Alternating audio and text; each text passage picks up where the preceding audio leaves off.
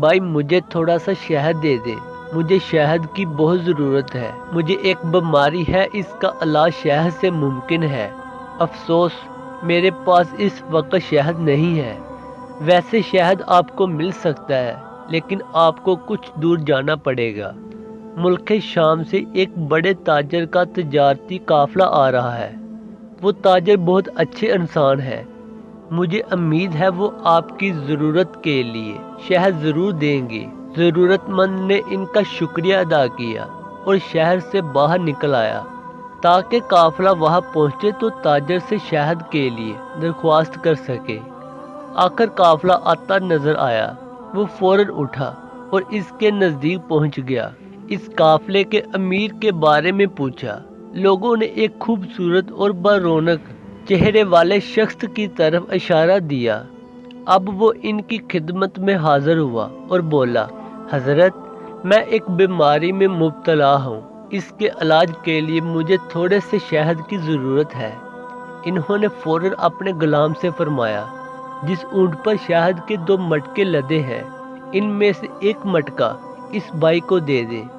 غلام نے یہ سن کر کہا، آقا اگر ایک مٹکا اسے دے دیا تو اونٹ پر وزن برابر نہیں رہ جائے گا۔ یہ سن کر انہوں نے فرمایا، تب پھر دونوں مٹکے انہیں دے دے۔ یہ سن کر غلام گھبرا گیا اور بولا، آقا اتنا وزن کیسے اٹھائے گا؟ اس پر آقا نے کہا، تو پھر اونٹ بھی اسے دے دو۔ غلام فوراً دوڑا اور وہ اونٹ مٹکوں کے ساتھ اس کے حوالے کر دیا۔ وہ ضرورت مند ان کا شکریہ ادا کر کے اونٹ کی رسی تھام کر چلا گیا۔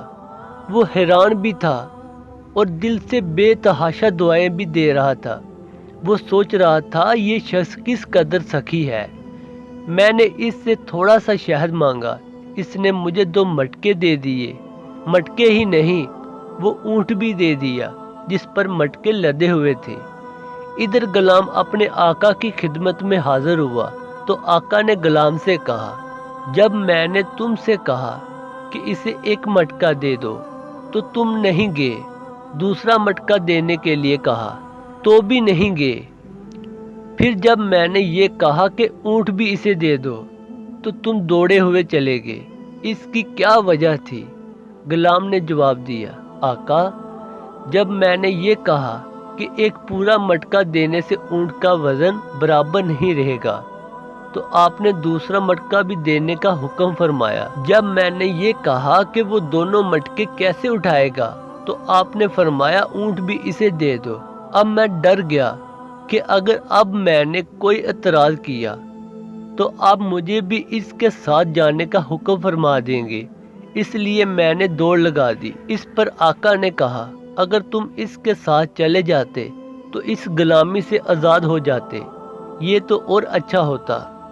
جواب میں غلام نے کہا، آقا میں آزادی نہیں چاہتا، اس لیے کہ آپ کو تو مجھ جیسے سینکڑوں غلام مل جائیں گے لیکن مجھے آپ جیسا آقا نہیں ملے گا۔ میں آپ کی غلامی میں رہنے کو آزادی سے زیادہ پسند کرتا ہوں۔ آپ کو معلوم ہے یہ آقا کون تھے؟ یہ حضرت عثمان غنی تھے۔